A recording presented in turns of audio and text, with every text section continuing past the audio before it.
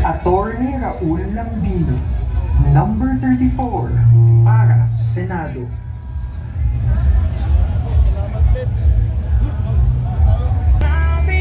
Number 34! Sabay-sabay, palakpakan na malakas! Yan na siya! Attorney Raul Lambino!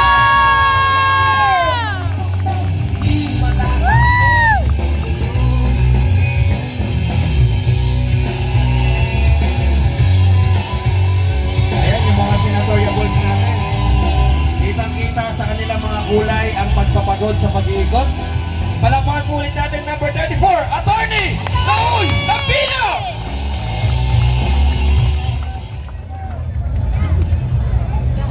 Lambino! Masampo siya garam at si kayo namin.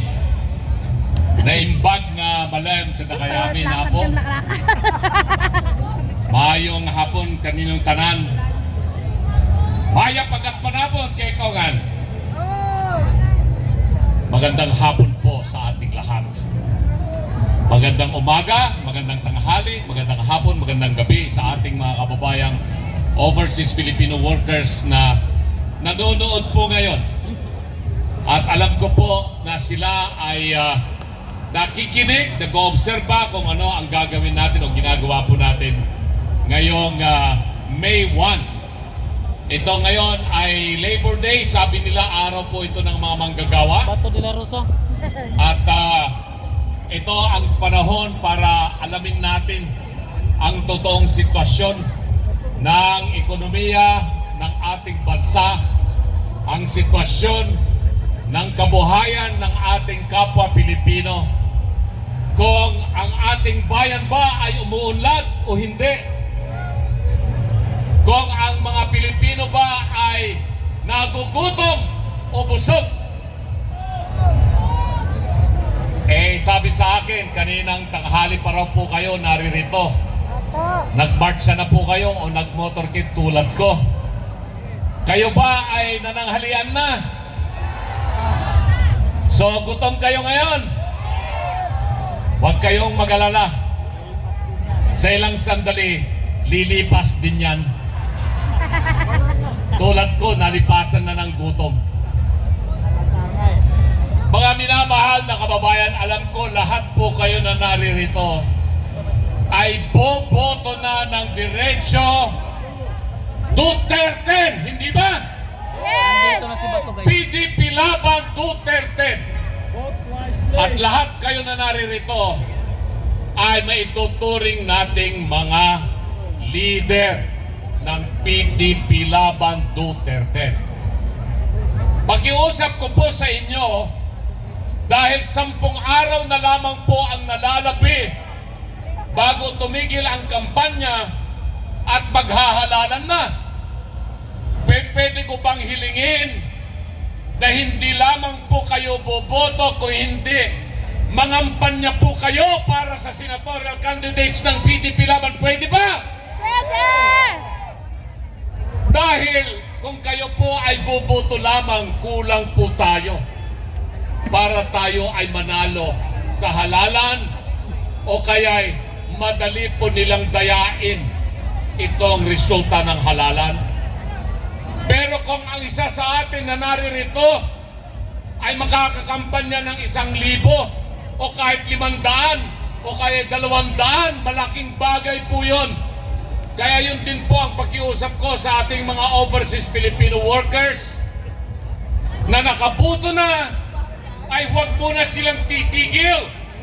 Kailangan po nilang mangampanya sa kanilang mga kamag-anak, mga kaibigan na umaasa sa kanila dahil sa pinapadala nilang tunay na suporta para sa pamilya na ikampanya ang PDP laban Team Duterte. Pwede ba yon? Pwede! Mga maisog dito sa Manila, mga maisog dito sa Luzon, Yes! alam po ninyo, 50 days ago, 50 araw na po ang nakalilipas, kung baka nakalimutan na po ninyo, nang hinuli si Tatay Digong, hindi ba? Sakit ng likod ko. 50 days ago, walang naniniwala. Pati ako, hindi ako naniniwala na ang isang Raul Lambino ay mananalong senador. Actually, nung ako po ay naimbita ni Tatay Digong through Executive Secretary Mijaldea, nakasama ako sa 6 na kandidatong senador ng PDP laban, sabi ko, wag na po ninyo akong isama. Dahil hindi naman po ako sikat. Hindi ako artista. Hindi ako entertainer. Hindi rin po ako media. At hindi po ako kilala. Isa lamang po akong ordinaryong abogadong probinsyano na ang ginagawa ko ngayon ay nag-aalaga na lamang po ng baka at kalabaw at nagsasaka sa probinsya ng Pangasinan. For more than 30 years, I was a professor of law. I was a law practitioner. I have handled several cases in the Supreme Court or even in the Court of Appeals Sandigan Bayan. I was both a litigator and a commercial law practitioner. Pero dahil senior citizen na po tayo, medyo mahina na rin yung ating tuhod. Kung baga hindi na po tayo kasing sigla 15 years ago or 25 years ago. Kaya nung maging 65 years old po ako 2 years ago, hinay-hinay na rin po ang aking ginagawa. Andun na lamang po ako sa probinsya ng Pangasinan at isa na lamang po akong magsasaka. Paminsan-minsan nakukonsulta po ako tungkol sa batas.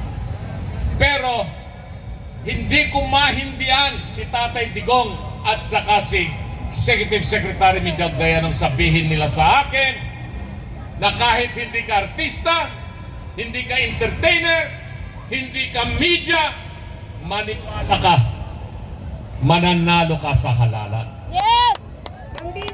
Sabi ko, Number 34! parang mission impossible po yan. Parang isang impossible dream. Dahil hindi ko pinangarap na papasok sa politika nitong mga panahon na ako po ay isang senior citizen na. Sabi sa akin, kung mission impossible yan, tagahanga ka naman ni Tom Cruise. Pinapanood mo yung kanyang mga sine, hindi ba? Sinong tagahanga ni Tom Cruise dito? Napakinggan nyo na ba si Tom Cruise na kumanta? Hindi ba? Mas magaling ako kaysa kay Tom Cruise. Sample! Pero mamaya pa yan. Mamaya pa yan. Meron akong nakikita isang popular na personalidad po rito. Kaibigan ko po ito, congressman pa lang siya, naging governor siya. Pero tumatakbo rin siyang senador ngayon. Kanya lamang hindi nagpapakilala. Pwede ba, Governor Verceles, tumayo ka dyan? Si Governor Verceles ay isang Bicolano. Unfortunately, hindi siya nasama sa Duterte. Hindi siya nasama sa grupo na inendorso ni Tatay Digong o ni Bibi Sara. Pero magaling na tao po ito. Isa sa Bicolano na aking nirerespeto, si Governor, Congressman, former Immigration Commissioner Leandro Verceles. Sir, salamat at naririto ka. 10 lang naman po, di ba? Yung kandidato natin sa Duterte, merong 4 dyan. Nas binanggit na yung mga pangalan, hindi ko na po babanggitin. Baka naman po maisipan po ninyo na isama ang isang Leandro Verceles sa Senado, okay lang po sa akin yan. Mga kababayan, mga issues na dapat po ninyong maintindihan sa halalan na ito. Ako hindi po ako magpropromisa kung ano ang gagawing mga batas. Basta alam ko kung paano gumawa ng batas. Naging legal technical assistant ako sa Kongreso ng Pilipinas na mahabang panahon. Naging chief of staff ako sa Senado. Naging consultant ako sa Commission on Appointment. So, pagbalangkas ng batas, pagkikipagdebate, kung ano man po yan, alam ng isang Attorney Lambino ang gagawing mga batas. Ang masasabi ko lamang ay Hi, sir. dapat mas kalidad na batas ang mga dapat gawin. At yung mga nandyan ng mga batas na hindi na po tumutugon sa mga pangangailangan ng bayan at ng mamamayang Pilipino, dapat silang baguhin, ripasuhin at pagtibayin upang magiging angkop sa kasalukuyang sitwasyon. Tulad lamang po ng Foreign Investment Act. Ayan, nung ako po ay nasa Kongreso ng Pilipinas bilang isang legal assistant, kasama po ako doon sa mga staff na gumawa po ng Foreign Investment Act. Ganyan din ang Foreign Service Act. Ganyan din yung AFP Modernization Act, Basis Conversion Development Authority, Solid Waste Management Act, at iba't iba pa. Pero yung mga batas na yan ay mga 20 taon na, 30 taon na, matatanda na yung mga batas na yan at hindi na angkop sa sitwasyon ngayon dahil nga po sa mabilis na teknolohiya at siyentipiko na nangyayari sa buong mundo. Ganyan din ang Local Government Code of 1991. Ang tagal-tagal na po yan. Eh bakit hanggang ngayon hindi pa rin natin mapaunlad ang agrikultura sa probinsya?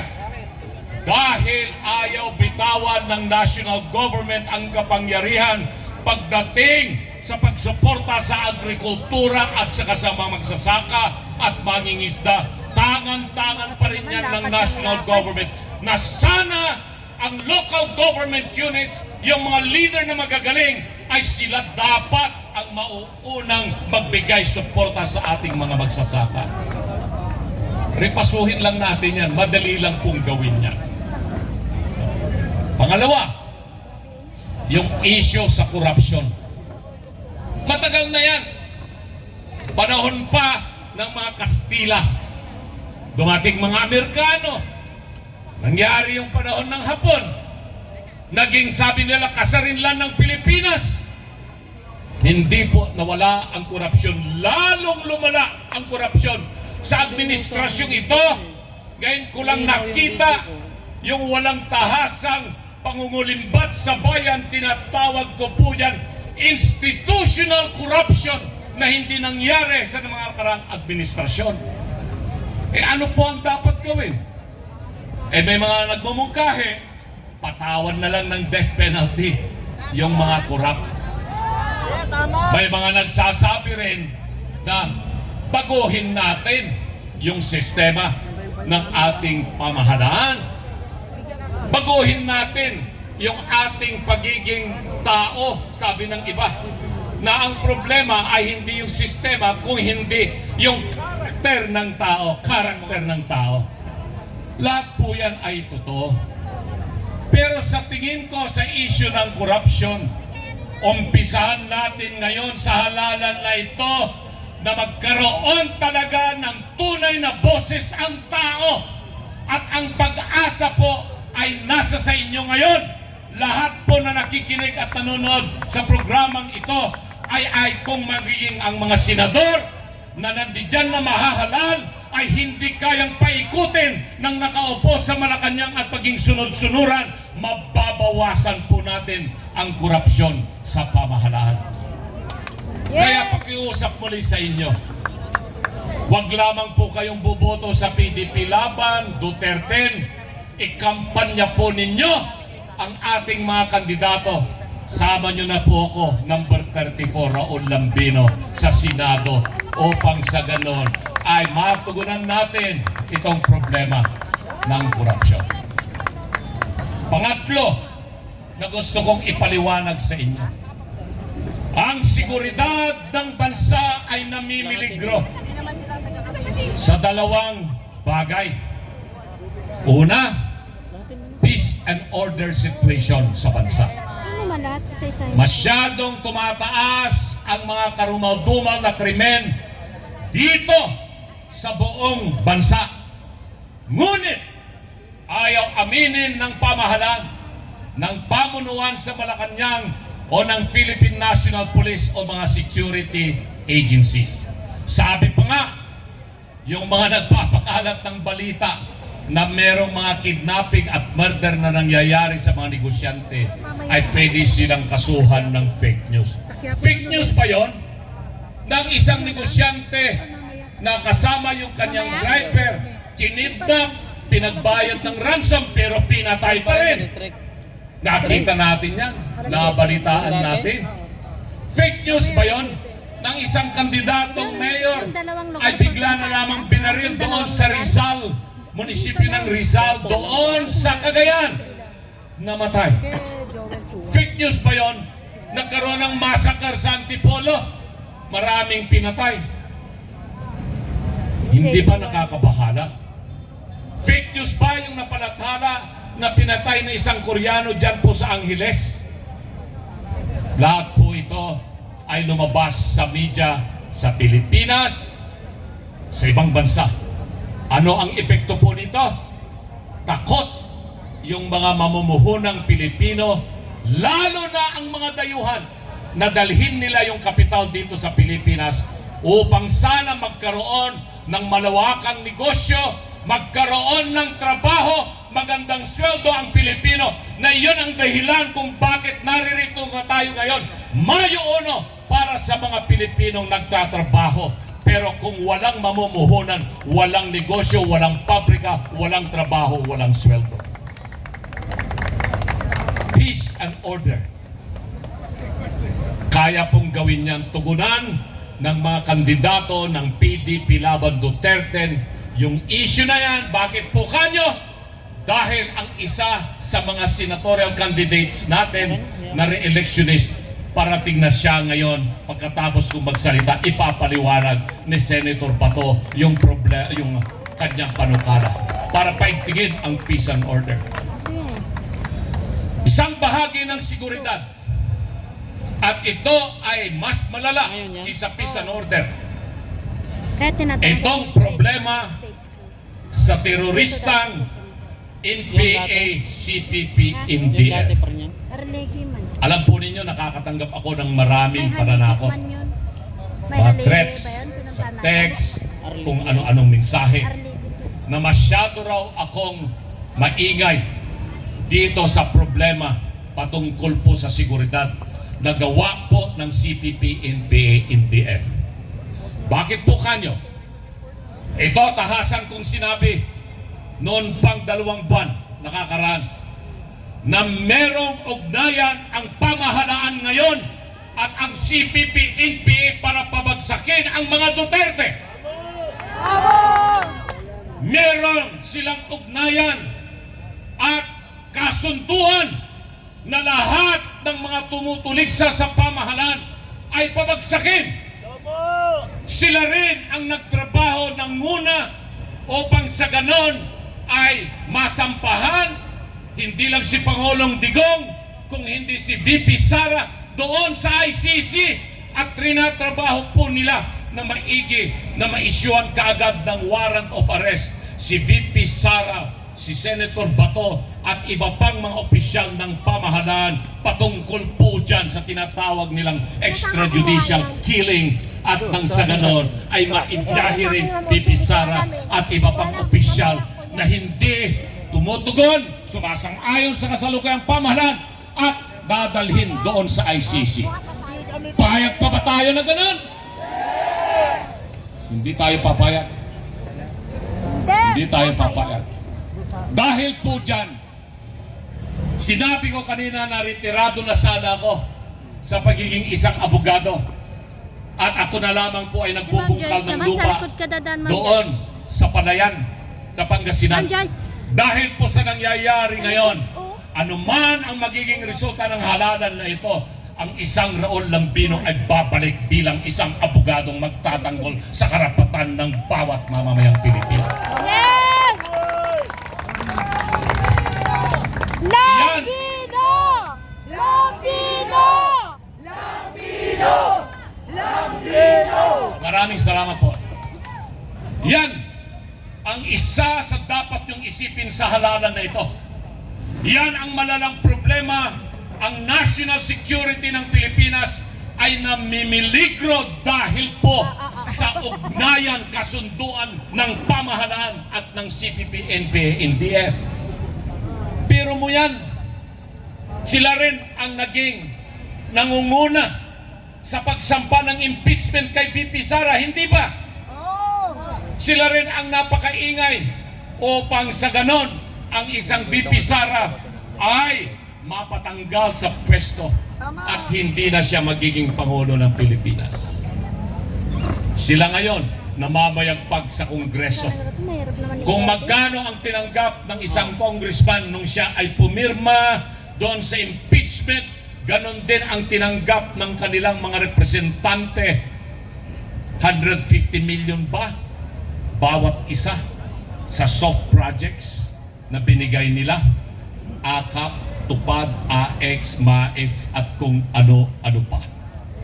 Plus another 3 billion ba na mga hard infra kuno na ito ay mga flood control, flood mitigation, cut ice, etc. etc. na kung saan magkano ang kickback, magkano ang komisyon, magkano ang kinikita ng mga kongresistang sila rin ang kontraktor. Ganyan din ang natanggap nitong mga congressmen nakasapi sa party list na sinusuportahan ng CPP, NPA, NDF. Pera ng taong bayan, pinaghirapan ng mamamayan na buwis na binayad sa pamahalaan, gagamitin nila ngayon ang pera na yan upang sa ganon ay pabagsakin ang pamahalaan. Uunahin muna nila mga Duterte at mga kakampi ng mga Duterte. Pagkatapos yan, kung sino man nakaupo sa Malacanang, yun ang isusunod nilang titirahin hanggang sila na ang mamumuno dito sa ating pamahalaan. Payag ba tayo sa ganon? Hindi po tayo papayag. Kaya kailangan po ang inyong pangangampanyang maigting para sa PDP laban Team Duterte na mga senatorial candidates. Panghuli, nabanggitin ko po sa inyo, bigas, bigas, bigas! 20 kilos. Magkano ba ang bigas dito sa Metro Manila ngayon? 80. 50. 60 yung maganda per kilo po yan ha. 92 nga sa akin eh. Sino ti Ilocano dito? Yapo kanya yung yato na ti Ilocano dito eh. Amom na niya tikat na ibagat yung pagbag. One, sir. Sinong Pangasinan dito? Makatalos kay Pangasinan, makasalita ka. Antang sugabay ito ni Bagamay umak. Sa aming mga Ilocano at Pangasinan, pag sinabi mong pagpag, ito yung durog na bigas. Umikot po ako rito sa Luzon. Doon po sa siyudad ng Alaminos, Pangasinan, ang benta po nila ng pagpag, yung durog na bigas, 20 pesos nga po yun. Pero meron pa pong kasamang kunting iba. 20 pesos yun. Ipinapakain po yung pagpag sa itik, sa pato, sa manok. Hinahaluan nila ng darak. Yun ang 20 pesos. Eh ano itong 20 pesos ngayon na bigas? Sa Bisaya, gaano ba karami yung bigas ng NFA na pinamimigay po nila ngayon ng 20 pesos?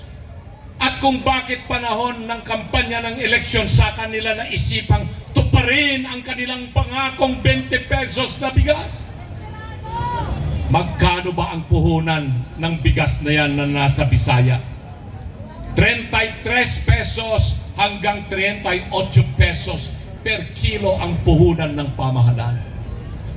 33 to 38 pesos. So ibebenta nila ng 20 pesos. E dilugi ang pamahalaan ng 13 hanggang 18 pesos, hindi ba? Sino ang magbabayad nun?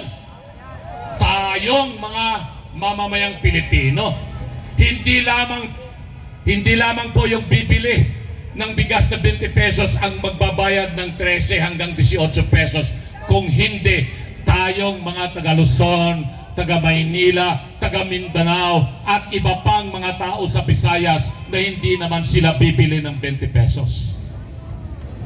Pero kailangan nilang gawin yun eh.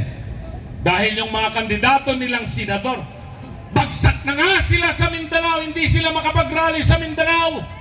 Hindi sila makapag-motorcade sa Mindanao. At ganun din sa Visayas, hindi na rin sila makapag-meeting at makapag-rally.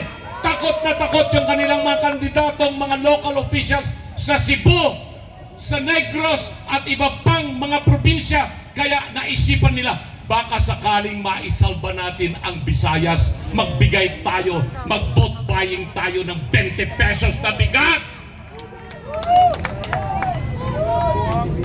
hindi nila alam na ang kanilang ginagawa nilang 20 pesos na bigas doon sa Visayas.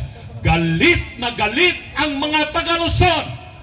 Galit na galit ang mga taga Metro Manila. Dahil ang mga Bisaya, sino mga Bisaya dito man?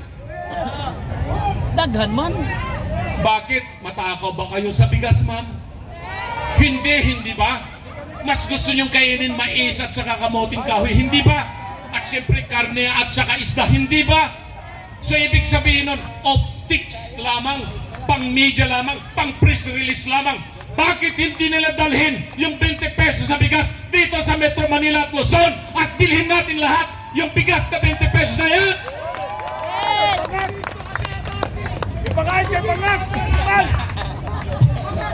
Ay nako. Alam po ninyo, alam ko po kasi ang negosyong bigas. Dahil magmula nung kami naging mag-asawa ng aking butihing nag-iisang may bahay, 42 years ago or 43 years ago, yan po yung nakagisnan niyang negosyo ng pamilya.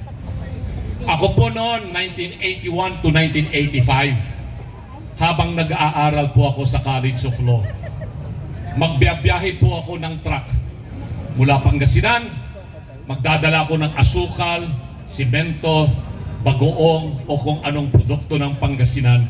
Ibiyabiyahe ko po yan patungo po ng Cagayan Valley. Umpisahan ko sa Nueva Ecija, magtitinda na po ako roon sa mga bayan-bayan, Lupao, San Jose, Santa Fe, Nueva Vizcaya, hanggang makarating po ako ng Tugigaraw, kung saan ko mabebenta lahat yung mga produktong galing ng Pangasinan. At yung mapagbebentahan naman po, ibibili ko po ng palay sa Isabela o kaya'y sa Cagayan o Kalinga. Kabisado ko po yung negosyo na yan. Alam ko po ang takbo ng negosyo ng rice trading. Kaya hindi po nila may tatago sa akin. Alam ko rin po yung korupsyon na ginagawa ng pamahalaan dyan. Kaya hindi nila sinusuportahan yung mga magsasakang Pilipino. Ang ginagawa po nila katulad noong nakaraang 2 buwan. Maganda ang ani ng ating mga magsasaka sa Pangasinan, sa Bulacan, sa Nueva Ecija, sa Pampanga, sa Bela, Cagayan. Kaganda po. Ganon din po sa Mindanao, North Cotabato, South Cotabato, Maguindanao, Sultan Kudarat. Yung mga lugar po yan, taniman po ng mga palay. At ang ganda po ng resulta ng ani. Pero anong ginawa ng pamahalaan? Walang suporta sa marketing. Hindi sila namili ng palay dahil mas gusto nilang mag-import na lamang sa Thailand, sa Vietnam, India, Cambodia, at pati na rin sa China. Kung may importasyon kasi, if there is an importation, there is transaction, and every transaction, there is commission. Kawawa ang magsasaka. Kawawa. 14 pesos, 15 pesos, 16 pesos per kilo ng palay ang bintahan. Sinong nakinabang? Mga traders, middlemen. Pero yung magsasaka, lugi siya. 120, 140 kabans ang kanyang inani sa isang hektara, pero nabinta lamang ng 14 pesos, 15 pesos per kilo yung palay. Patay si magsasaka. Tapos ngayon, ang pamahalaan magbibigay ng murang-murang bigas, 20 pesos sa ating mga kababayan sa Bisaya. Bakit po? Gusto po nilang itong eleksyon na ito, naubusan na sila ng perang pang-ayuda. Ubus na yung budget ng 2025. Tapos na yung akap, wala na yung 3,000, wala na yung 5,000. Sinong nakatanggap dito ng 5,000, 3,000? Honest lang. Oh, okay lang. Binulsa mo yan. Pero alam ko, Duterte ka pa rin, hindi ba? Yes! Alam ko. Kaya wala na silang maibibigay na ayuda ngayon. Ang kanilang ibibigay na susunod nitong mga 10 araw na lalalabit manggagaling na sa bulsa nila. Yung ibibigay sa mga butante. At alam nyo, yung mga politinggunan, masakit sa kanila na ilabas yung kanilang pera sa bulsa at ipamigay. Kung meron pa silang makukuhang pera sa gobyerno, kukunin nila yun. At ito ngayon ang naisipan nila. Bigas! Bigas! Bigas! Ipapamigay po nila ng 20 pesos. Vote buying po yan. Hindi ko alam kung kukuha sila ng approval sa COMELEC para sila makapagbigay. Dahil walang guidelines yan. Hindi katulad ng 4Ps. Yung Pantawid Pamilya Program Transfer, Conditional Transfer, merong guidelines. Pero lahat ng ibang ayuda, wala. Kagagawan na lamang po yan ng mga congressmen at mga senador. Tapos ngayon, ito, bigas. Pero, alam na po ng mga taong bayan yan, yung issue. Maliwanag na po sa kanila ang issue.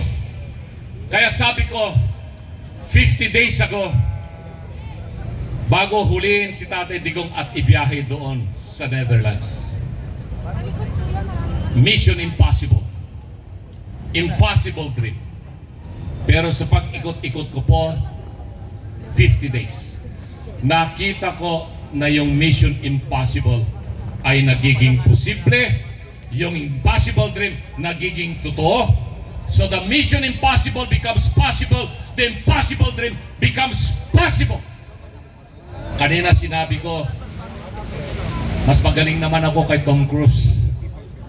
Gwapo lang siya at marunong umarte. Pero hindi siya marunong kumanta.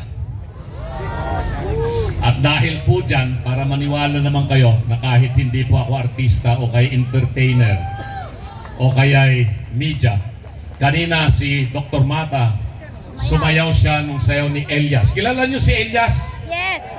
Yung magaling na sa tiga North Cotabato. Ang galing niya. Sa Maynila, ganun, di ba? Tapos isip-isip. Ayan, galing niya. Magaling siya sumayaw ng ganun, di ba? Hindi ako masyadong magaling sumayaw eh. Ang alam ko lang na sayaw, tango, cha-cha, ganun. Pwede ako dyan sa ballroom dancing, pero yung mga sayaw na ganun, hindi marunong.